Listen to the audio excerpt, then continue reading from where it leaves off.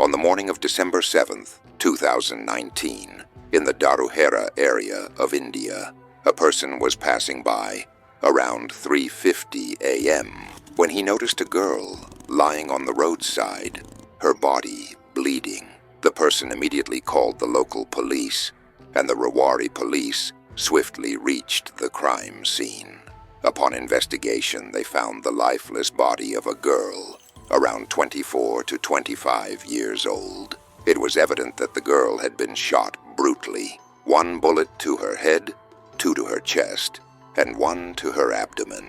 The police concluded that someone had coldly shot her 4 times. During the initial investigation, the police were unable to find her mobile phone or any ID cards. However, they discovered a visiting card of a beauty parlor in her pocket, which had a Delhi address and contact details on it.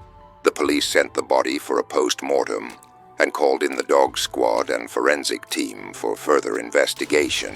They showed the girl's photo to people in the surrounding area to see if anyone recognized her, but no one in the locality could identify her, which led the police to believe that she might be from outside the area, and someone had murdered her and thrown her body out of a moving vehicle. Following this lead, the police decided to contact the beauty parlor using the number found on the card. The beauty parlor's number found in the girl's pocket was called, and it was revealed that the girl had been undergoing training there. Her name was Dipti Goyal. The police did not take long to identify her. Afterward, the police contacted the beauty parlor to get her father's contact information.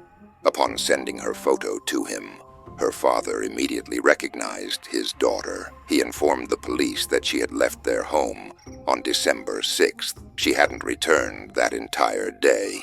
However, around 11 p.m. on December 6th, she had called him, assuring him she would be back by morning.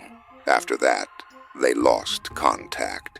The next morning, around 3 a.m., Dipti's father tried calling her again, but her phone was switched off. Around 4 a.m., a WhatsApp message was sent from Dipti's phone, and at 3:50 a.m., her body was found.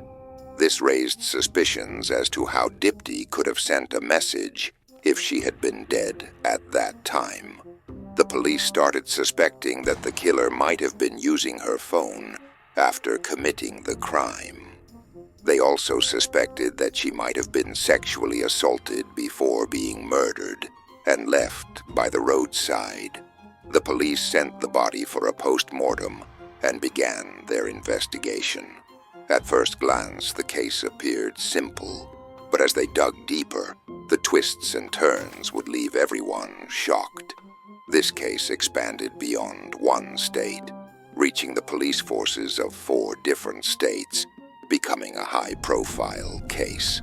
The police also gathered some background information on Dipti. It turned out that she originally hailed from Hanumangarh, Rajasthan, India, and had moved to Delhi with her father a few years ago. In Delhi, she lived at her grandmother's house. Dipti was pursuing a fashion designing course and simultaneously undergoing training at a beauty parlor.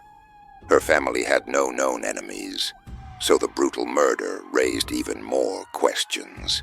Was seen passing through one of the toll plazas around the same time the murder occurred. The car was traced back to a specific location, and the police believed that this could be a significant lead. They immediately began to examine the vehicle's registration and ownership.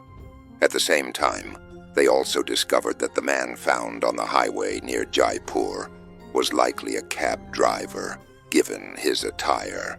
The police concluded that this person might have been traveling along the highway and was killed and discarded there. There was no identification found on him, but his profession as a cab driver helped narrow down their search.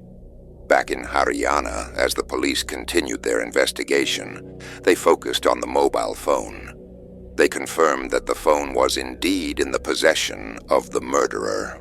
However, the phone was switched off, making it difficult to trace any further leads through that source. To make progress, Haryana police started gathering the CCTV footage from nearby toll plazas along the highways to see if the murderer had passed through any of them while fleeing the scene. They hoped that any footage could provide clues about the car, the person, or even the direction they had taken after dumping Dipti's body. The police were making every effort to piece together these critical details. Meanwhile, back in Rajasthan, the investigation into the man found dead on the Jaipur-Delhi highway was also gaining traction.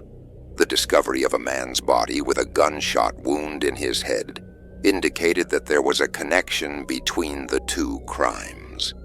This was no longer just about Dipti Goyal. The case had evolved into something much bigger, drawing in multiple states and police forces, and soon the links between the two murders would begin to unravel, leading the investigation to a shocking revelation.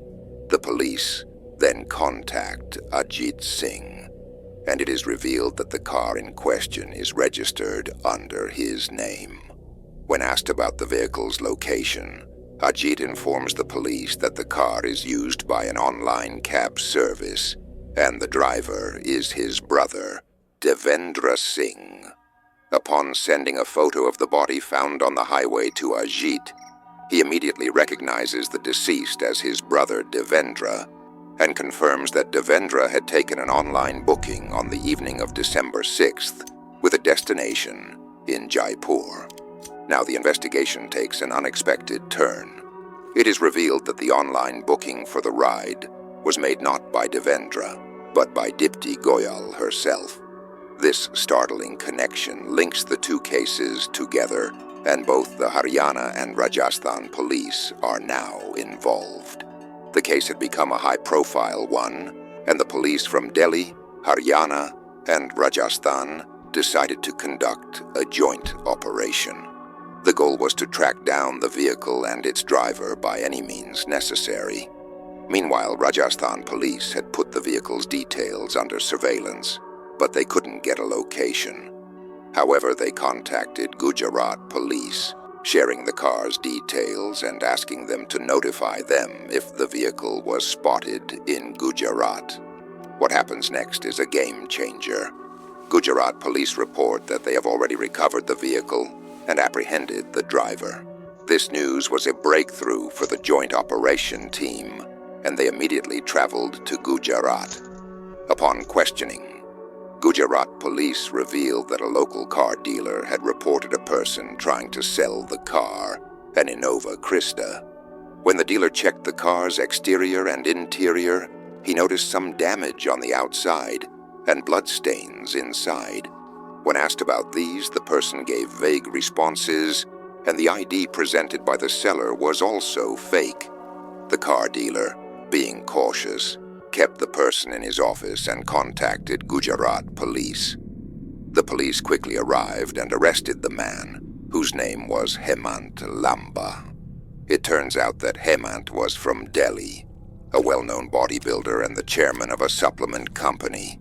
He was also a famous public figure in Delhi, and had even organized several bodybuilding championships. This arrest marked a significant step forward in the case. But the twists were far from over. Stay tuned as the investigation unfolds, and the shocking truths behind Dipti's murder come to light. A gun was also recovered, and it was the same gun used to kill Dipti Goyal and the driver, Devendra Singh. But the big question remained: why did this person kill Dipti and Devendra? To get answers, the police bring him to Rewari, Haryana, for further questioning. As the investigation progresses, it is discovered that this person, Hemant Lamba, has 42 cases registered against him, including a rape case from 2016.